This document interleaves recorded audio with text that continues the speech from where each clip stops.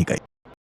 बैठे दरबार का जैसे हाथ बढ़ा, चंद्रगुप्त ने मौके का फायदा उठाया और आंगन में जा पहुंचा। वह विद्यार्थी लकड़ी की तलवार से तलवारबाजी का अभ्यास कर रहे थे। उन्होंने भले ही धोती पहनी थी, लेकिन रंग रूप से साफ पता चल रहा कि वो सब किसी राजसी कुल के ही राजकुमार थे। चंद्रगुप्त उत्सुक होकर वहीं खड़ा होकर उनके अभ्यास को देखने लगा। उनमें से एक राजकुमार लकड़ी की तलवार से अपने प्रतिद्वंदी सिर पर लगातार वार किए जा रहा था। वो दूसरा बच्चा निढाल से हर वार को के प्रयास में बस धीरे ये देख चंद्रगुप्त चिल्लाया, अपनी ढाल से उसकी तलवार रुख बदल दो, तुम्हें पलटवार का मौका मिल जा। ये देख वार से वार कर रहा राजकुमार रुक गया और चंद्रगुप्त की ओर बढ़ते हुए बोला, कौन है तू? हमसे ज्यादा क्या? हाँ? उसके साथ कर रहे राजकुमार भी उस पीछे चंद्रगुप्त के पास पहुंच गए और उसे घेर लिया। अपने भोलेपन में उत्तर देते हुए चंद्रगुप्त ने कहा, मेरा नाम चंद्रगुप्त है और जल्दी ही मैं भी यहाँ शिक्षा ग्रहण करने वाला हूँ। रही बात अभ्यास की, तो मुझे लगता है कि अभी तक जो मैंने देखा उसके हिसाब से मैं आपको मात दे सकता हूँ। चंद्रगुप्त की बात सुनकर सभी जोरों से हंसने लगे। एक ने उसके मैले कपड़ों को देखते हुए कहा, तुझे मालूम भी है यहाँ केवल बुद्धिजीवी और राजसी परिवार के बच्चों को ही प्रवेश मिलता है, रास्ते से उठकर आए भिखारियों के लिए नहीं है तक्षशिला। यह सुनकर चंद्रगुप्त मायूस हो गया। इससे पहले कि वो कुछ कहता, उनमें से एक ने चंद्रगुप्त के कुर्ते में हो रहे छोटे से छेद में उंगली फंसाकर उसे एक सिरे से फाड़ दिया। ये देख तलवार लिया हुआ राजकुमार बोला, अरे ये कुर्ता तो फट गया, अब कल से क्या पहनेगा? केले के पत्ते। ऐसा कहते हुए सभी उसका उपहास करने लगे। चंद्रगुप्त क्रोधित हो उठा और उसने कुर्ता फाड़ने वाले राजकुमार को जोर का धक्का देते हुए जमीन पर गिरा दिया। यह देख लकड़ी की तलवार लिए राजकुमार ने चंद्रगुप्त की पीठ पर वार किया। अचानक हुए इस हमले से चंद्रगुप्त को झटका लगा, लेकिन अगले ही पल उसने अपने आप को संभालते हुए वहां पड़ी ढाल उठाई और उसके सामने आकर बोला, पीठ पर वार करना कायरों का काम है, लड़ना है तो सामने से लड़ो। चंद्रगुप्त को ललकारता देख उसने पूरी ताकत के साथ अपनी तलवार से चंद्रगुप्त पर वार किया, लेकिन चंद्रगुप्त ने चालाकी दिखाते हुए अपनी ढाल से बस उसकी तलवार का रुख मोड़ दिया और वो जमीन से जा टकराई। मौके का फायदा उठाकर चंद्रगुप्त ने ढाल से उसकी छाती पर एक जोर का वार किया और वो राजकुमार दूर जा गिरा। यह देखकर सभी राजकुमारों ने तलवार उठाकर चंद्रगुप्त को घेर लिया और उस पर हमला करने के लिए जैसे ही आगे बढ़े, तभी सबके कानों में एक आवाज गूंजी, रुको। सबकी तलवारें अचानक से थम गई। सामने देखा तो चाणक्य खड़े थे, जिनके चेहरे पर क्रोध स्पष्ट झलक रहा था। उनका चेहरा देखकर सभी राजकुमार घबरा गए। चंद्रगुप्त भी एक पल के लिए सहम गया। चाणक्य क्रोधित स्वर में बोले, राजकुल से हो, यहां शस्त्र विद्या का पाठ ले रहे हो या छल विद्या का? यह सुन वहां खड़े सभी छात्रों ने डर के मारे अपनी नजरें नीची कर ली। चंद्रगुप्त जमीन से उठा। अपने सामने चाणक्य को देखकर उसकी जान में जान आई। चाणक्य ने उन राजकुमारों को देखते हुए कहा, एक निहत्थे इंसान को घेर कर मारना तक्षशिला की किस युद्ध नीति में लिखा है? किसी के पास इसका कोई उत्तर नहीं था। चाणक्य ने एक नजर उन सबको देखा और बोले, नियमों का उल्लंघन हुआ है। चंद्रगुप्त ने बगैर आज्ञा के तक्षशिला के प्रांगण में प्रवेश किया और आप लोगों ने युद्ध नीति का गलत प्रदर्शन करके, इसलिए दंड निश्चित है। चाणक्य का यह क्रोधित रूप चंद्रगुप्त पहली बार देख रहा था। वो और अन्य राजकुमार उनका गुस्सा देखकर डर गए। इससे पहले कि चाणक्य कुछ बोलते, उन्हें पीछे से आचार्य गजानन का स्वर सुनाई दिया, आचार्य, अगर आपके साथ आया यह बालक प्रांगण में नहीं आता तो शायद मेरे शिष्यों और इस बालक के बीच टकराव की स्थिति ही उत्पन्न नहीं होती। चाणक्य पीछे मुड़े तो सामने आचार्य गजानन खड़े थे। उन्हें देखते ही वहां खड़े राजकुमारों के चेहरे पर एक संतोष का भाव आ गया। उन्हें लगा कि अब तो आचार्य गजानन उन्हें बचा ही लेंगे। चाणक्य ने उन राजकुमारों के चेहरे के भावों को पढ़ लिया था। उन्होंने गजानन की आंखों में आंखें डालकर कहा, मैं मानता हूं चंद्रगुप्त ने बगैर अनुमति के उत्सुकतावश तक्षशिला के प्रांगण में प्रवेश किया, लेकिन इन राजकुमारों ने उसके साथ जो बर्ताव किया वो तक्षशिला की शिक्षा नहीं है। इसलिए मेरी समझ से इन सबको इनकी गलती का आभास होना जरूरी है। चाणक्य की बात सुनकर गजानन ने पलटवार किया, तो ठीक है, आप अपने शिष्य का दंड तय कर लीजिए, इन्हें मेरे हवाले छोड़ दीजिए। इनको क्या दंड देना है वो मैं तय कर लूंगा। चाणक्य को समझ में आ रहा था कि गजानन उन राजकुमारों को बचाने का हर संभव प्रयास कर रहे थे। उन्होंने गजानन के सुर में सुर मिलाते हुए कहा, जैसा आप उचित समझे। और रही बात गुरु शिष्य के संबंधों की, तो मेरी नजर में तक्षशिला के हर शिष्य पर हर गुरु का अधिकार है, क्योंकि यहां से निकला छात्र किसी एक गुरु का प्रतिनिधित्व नहीं करता, वो प्रतिनिधित्व करता है संपूर्ण तक्षशिला का। चाणक्य की यह बात गजानन को चुप गई और उन्होंने क्रोधित हो उन राजकुमारों को 2 दिन तक सिर्फ रसोई में खाना बनाने की सजा सुनाई। उन्हें सजा देकर गजानन चाणक्य की ओर पलटकर बोले, आशा करता हूं कि अब आप संतुष्ट होंगे और इस बच्चे को भी दंड देंगे। गजानन की बात सुनकर चाणक्य ने कहा, लेकिन मेरे किसी पर दंड का सकारात्मक प्रभाव दिखना ही उस दंड का सही मायना है।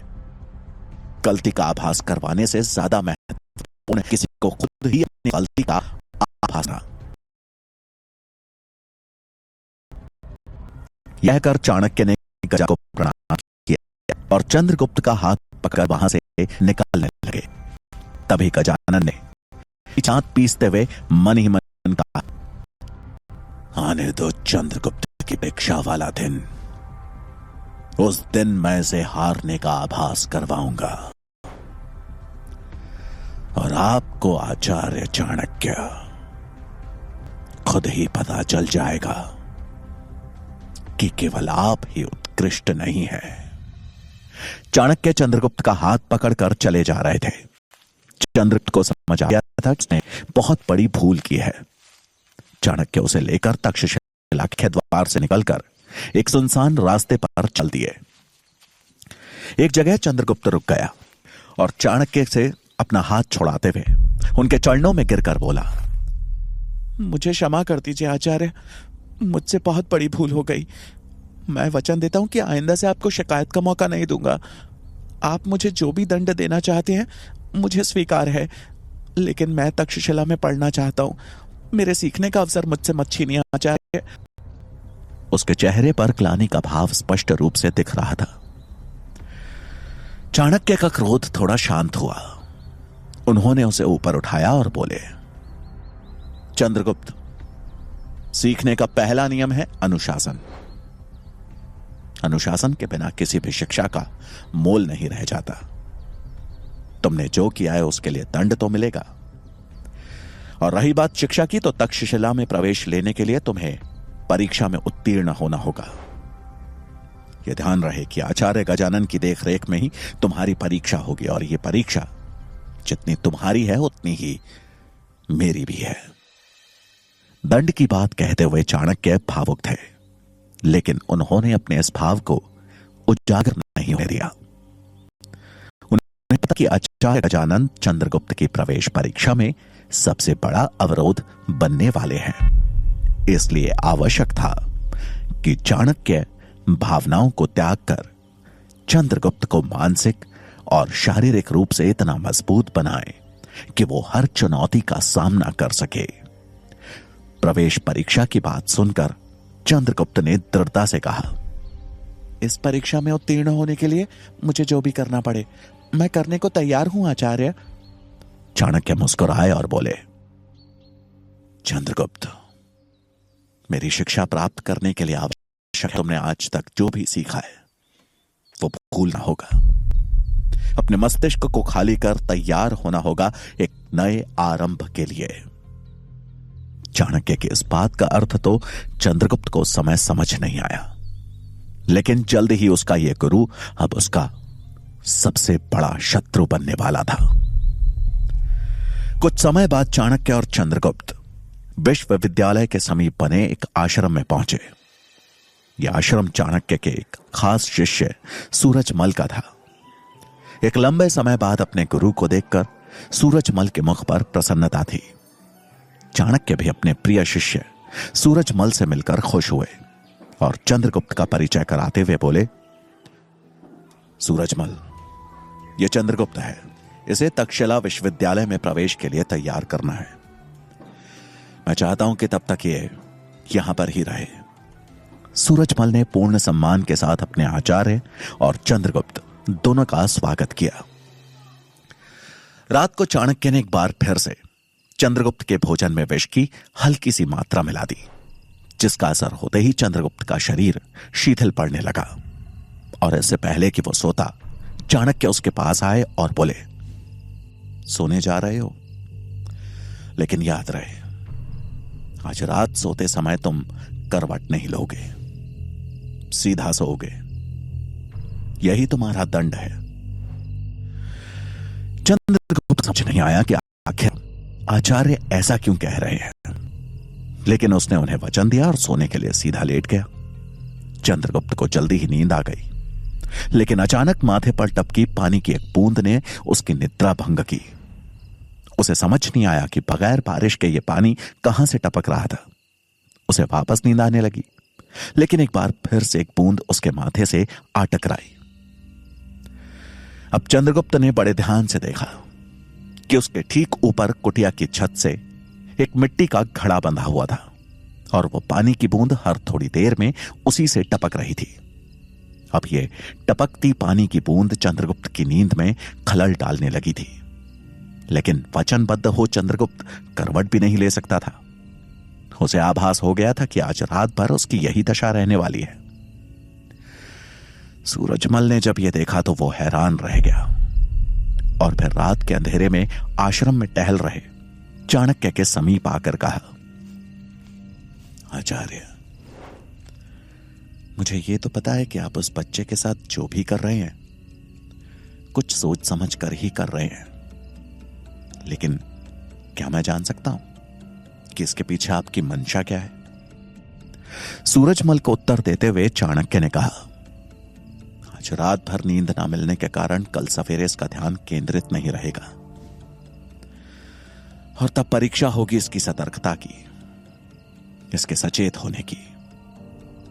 हर पल, हर प्रहर, हर स्थिति में सही निर्णय ले पाना ही एक राजा का सबसे बड़ा गुण होता है और मुझे चंद्रगुप्त के इन्हीं गुणों को तराशना है। चाणक्य का उत्तर सुन सूरजमल मन ही मन बोला, वाह आचार्य, ईश्वर किसी को गुरु दे तो आपके जैसा दे। उसने फिर चाणक्य को नमन करते हुए कहा, आचार्य, रात बहुत हो चुकी है, अब आपको विश्राम करना चाहिए। सूरजमल की बात सुनकर चाणक्य ने उसकी ओर देखा और कुछ सोचते हुए बोले, जब आपका शत्रु जाग रहा हो तो भला आप कैसे सो सकते हैं? तुम विश्राम करो सूरजमल। सूरजमल को चाणक्य की बात तो समझ नहीं आई, लेकिन वो उन्हें प्रणाम कर वहां से चला गया। चाणक्य ने बड़ी गंभीर मुद्रा में आकाश में चमक रहे चांद और टिमटिमाते तारों को देखा और मन ही मन बोले, राजा धनानंद तो अपनी भोग विलासिताओं में मुझे भूल भी चुका होगा, लेकिन उसके मंत्रिमंडल में कोई तो है जो मुझे मिटाने के हर संभव प्रयास कर रहा है और अब उसके निशाने पर चंद्रगुप्त भी आ चुका है। कौन हो सकता है वो? जल्द ही पता लगाना होगा। चाणक्य के मुख पर छाई चिंता सही थी, क्योंकि राजा धनानंद के महामंत्री अमात्य इतनी जल्दी हार मानने वालों में से नहीं थे। मगध राज्य में चांद की नीली रोशनी में महामंत्री अमात्य का चेहरा गुस्से में लाल लावे की तरह खौला हुआ था। उनके सामने वही घायल मसाई सैनिक खड़ा था जिसने चाणक्य को मारने का प्रयास किया था। अमात्य ने गुस्से में सवाल करते हुए कहा, एक निहत्थे ब्राह्मण को मारने भेजा था और तुमसे वो भी नहीं हुआ। अमात्य के गुस्से को देखकर वो मसाई सैनिक डर से कांप रहा था। प्रश्न का उत्तर देते हुए वो बोला, महामंत्री जी, मानता हूं वो निहत्थे थे, लेकिन वो बच्चा चीते की फुर्ती से पता नहीं कहां से आया और उन्हें बचा लिया। अपनी उम्र से दोगुनी समझदारी और फुर्ती थी उस बच्चे में, और फिर वो कबीले का आदमी जिसने मुझे घायल कर दिया। बच्चे का जिक्र सुन अमात्य अचंभित थे और कुछ सोचकर मन ही मन बोले, अब कौन सा दाव चल रहा है चाणक्य? उसकी अपनी तो कोई संतान है ही नहीं, तो फिर क्या वास्ता है उसका इस बच्चे के साथ? शीघ्र ही पता लगाना होगा। तभी सामने खड़े मसाई सैनिक ने अमात्य की चुप्पी देखते हुए कहा, महामंत्री, बस एक मौका और दे दीजिए। मैं वचन देता हूं कि अगली बार चाणक्य और उस बच्चे दोनों का शीश आपके कदमों में होगा। उसकी बात सुनकर अमात्य आंखों में गुस्सा लिए बोले, उनका नहीं, पहले तेरा। ऐसा कहकर उन्होंने एक इशारा किया और उस मसाई सैनिक के पीछे खड़े एक आदमी ने उसकी गर्दन पर तलवार चला दी। इससे पहले कि उस मसाई सैनिक को कुछ समझ आता, उसका सिर लुढ़कते हुए अमात्य के कदमों पर जा गिरा। अमात्य ने एक पल उस कटे हुए सिर को देखा और उसके बाद सामने हाथ में तलवार लिए गुप्तचर को देखते हुए बोले, आज ही तक्षशिला के लिए निकल जाओ और चाणक्य और उस बच्चे पर एक साई की तरह नजर रखो। मुझे चाणक्य और उस बच्चे की हर सूचना चाहिए, और याद रहे कोई चूक ना हो। उस गुप्तचर ने उनको प्रणाम किया और रात के अंधेरे में गायब हो गया। अमात्य के चेहरे पर चिंता का भाव था और वो अपने आप से बातें करते हुए बोले, कहीं चाणक्य उस बच्चे को मगर भावी राजा के रूप में नहीं देख रहा। अमात्य के इस कथन में सत्यता तो थी, लेकिन छोटा चंद्रगुप्त इस सत्य से बहुत दूर। रात भर ना सोने की वजह से आज ना चपल नहीं दिख रहा था। विष का नशा था जो उसे सोने पर विवश कर रहा था, और वहीं समय समय पर टपकती पानी की बूंदें थी जो कि सोने नहीं दे रही थी। उसने इस समस्या से जूझते हुए बगैर करवट लिए पूरी रात बिता दी थी, लेकिन उसे अभी तक यह समझ में नहीं आया था कि आखिर चाणक्य का यह सब करने के पीछे कारण क्या था। सूरज निकलने में अभी समय था कि तभी सूरजमल चंद्रगुप्त के पास आया और उसे अपने साथ चलने को कहा। सूरजमल की बात सुनकर चंद्रगुप्त ने सवाल किया, हम लोग कहां जा रहे हैं? आचार्य कहां हैं? सूरजमल ने उसके साथ आश्रम से बाहर निकलते हुए कहा, जल्द ही तुम्हें तुम्हारे सारे प्रश्नों के उत्तर मिल जाएंगे। ऐसा कहकर उन दोनों ने 3 कोस का सफर तय किया और एक पहाड़ी पर बनी एक गुफा के मुहाने पर आ पहुंचे। रात भर न सोने और 3 कोस के इस मुश्किल सफर ने चंद्रगुप्त को शारीरिक और मानसिक रूप से शिथिल कर दिया था। वहां पहुंचकर चंद्रगुप्त ने सवाल किया, ये कहां लेकर आए हैं आप? सूरजमल ने उसकी बात का कोई जवाब नहीं दिया और गुफा के अंदर जाते हुए कहा, मेरे पीछे आओ। थका हारा चंद्रगुप्त चुपचाप सूरजमल के पीछे चल दिया। वो जैसे जैसे आगे बढ़े गुफा में अंधेरा बढ़ता चला गया। थोड़ी ही देर में चंद्रगुप्त के बगल से चमगादड़ों का झुंड निकला। उनके अचानक इस तरह आने से चंद्रगुप्त थोड़ा छिप गया, लेकिन फिर अपने आप को संभाल आगे बढ़ा। कुछ दूर चल चंद्रगुप्त को आभास हुआ कि उस गुफा के बीचों बीच एक सरोवर है। गुफा की दीवार से रिस कर आने वाला पानी वहां जमा हो रहा था। उस जगह पर चमगादड़ों का हुजूम था। उनके पंखों के फड़फड़ाने की आवाज की वजह से उठ रहा शोर दिल दहला देने वाला था। अंधेरे में चंद्रगुप्त को बस आवाज सुन कुछ चीजों के होने का आभास हो रहा था, लेकिन दिखाई कुछ भी नहीं दे रहा था। अपने आप को ऐसी जगह पर देखकर चंद्रगुप्त ने सूरजमल को आवाज देते हुए पूछा, कितना अंधेरा है यहां? आचार्य ने यहां आने के लिए क्यों कहा? लेकिन सूरजमल का कोई पता नहीं था। चंद्रगुप्त ने उसे 1-2 बार आवाज दी, लेकिन वो अंधेरे में ऐसे गायब हो गया था मानो कोई जादुई साया हो। चंद्रगुप्त अब अकेले उस गुफा में इधर उधर देखे जा रहा था कि तभी उसके कानों से एक आवाज टकराई। कौन हो तुम? आवाज सुन चंद्रगुप्त ने एक गहरी सांस ली, क्योंकि वो इस आवाज से परिचित था। यह आवाज थी उसके आचार्य चाणक्य की। चाणक्य की आवाज उस गुफा में चारों दिशाओं में गूंज रही थी, मानो चारों दिशाओं में 4 चाणक्य खड़े हों। चंद्रगुप्त ने इधर उधर देखा, लेकिन उस अंधेरे में उसे कुछ भी दिखाई नहीं दिया। उसने आवाज लगाते हुए कहा, आचार्य, आप कहां हैं? बहुत अंधेरा है यहां। एक पल के मौन के बाद चाणक्य की आवाज फिर से गूंजी, मैंने पूछा, कौन हो तुम? दोबारा प्रश्न पूछे जाने पर चंद्रगुप्त समझ गया कि उसकी परीक्षा शुरू हो चुकी है। उसने उत्सुक होकर उत्तर दिया, मैं चंद्रगुप्त हूं। तभी उसे चाणक्य की आवाज सुनाई दी, गलत उत्तर। और इस आवाज के साथ एक डंडा उसकी पीठ से टकराया। अचानक हुए इस प्रहार के चलते चंद्रगुप्त जमीन पर गिर गया। उसने इधर उधर देखा, लेकिन उसे वहां कोई नहीं दिखा। चंद्रगुप्त खड़ा हुआ और बोला, आचार्य, ये क्या है? और इससे पहले कि वो और कोई प्रश्न पूछता, चाणक्य की आवाज दोबारा गूंजी, कौन हो तुम? अब चंद्रगुप्त सतर्क था। उसे सोच समझकर प्रश्न का उत्तर देना था, क्योंकि गलत उत्तर का परिणाम उसे पता था। उसने कुछ देर सोचा और फिर थोड़े संकोच के साथ बोला, मैं आपका शिष्य हूं। तभी चाणक्य की आवाज गूंजी, फिर गलत उत्तर। चाणक्य का जवाब सुन चंद्रगुप्त डंडे से बचने के लिए संभलता कि तभी वो डंडा उसके पैरों में आ लगा। चंद्रगुप्त इस बार फिसलकर नीचे जा गिरा। रात भर न सो पाने और सवेरा होते ही 3 कोस का सफर तय करने की वजह से चंद्रगुप्त को ध्यान केंद्रित करने में दिक्कत हो रही थी। इसके अलावा उस गुफा के अंधेरे के बीच चमगादड़ों के उड़ने और पानी के गिरने के शोर की वजह से उसे पता ही नहीं लग पा रहा था कि आखिर डंडा किस दिशा से आ रहा है और कौन मार रहा है। हताश होकर चंद्रगुप्त उठा कि तभी चाणक्य की आवाज फिर गूंज उठी, कौन हो तुम? चंद्रगुप्त परेशान था। उसे समझ में नहीं आ रहा था कि आचार्य बार बार एक ही सवाल क्यों पूछ रहे हैं। तभी उनकी आवाज एक बार फिर गूंज उठी, मैंने पूछा, कौन हो तुम? चंद्रगुप्त ने उत्तर सोचना शुरू किया। साथ में डर था कि अंधेरे को चीरता हुआ वो डंडा फिर से न आ लगे। उसने थोड़ी देर सोचने के बाद उत्तर दिया, ना मैं चंद्रगुप्त हूं, ना मैं आपका शिष्य हूं। मैं सबसे पहले एक मनुष्य हूं। मनुष्य।